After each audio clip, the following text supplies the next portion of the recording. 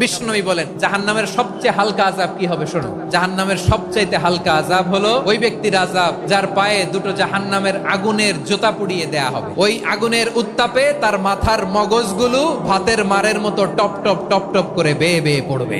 জাহান্নামের অবস্থা এত ভয়ঙ্কর হবে, জাহান্নামের ভেতরে লক্ষ লক্ষ কোটি কোটি কাফির মুশরিককে দেওয়ার পরেও জাহান্নাম বলবে আরো আছে নাকি, আরো দাও, আমার ক্ষুধা নিবারণ হয় নাই। জাহান্নামে তো উত্তপ্ত হবে, জ্বলন্ত হবে, ভয়ঙ্কর হবে। জাহান্নামের এক অংশ আরেক অংশকে খেয়ে ফেলবে। আল্লাহু আকবার।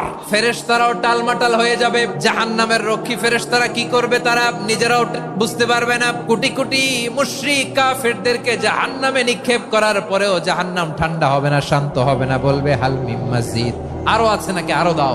তখন আল্লাহ তাআলার কুদরতি পা জাহান্নামের ভেতরে ঢুকিয়ে দিবেন। দেওয়ার সাথে সাথে জাহান্নাম থেকে আওয়াজ আসবে কাত কাত বিইজ্জাতিকা ওয়া বিকদরিক। আল্লাহ বিইজ্জাতিকা ওয়া বিকারামিক, আল্লাহ আপনার ইজ্জতের কসম, যথেষ্ট হয়েছে, এনাফ এনাফ। সুবহানাল্লাহ পড়তে পারলেন না মজা করে?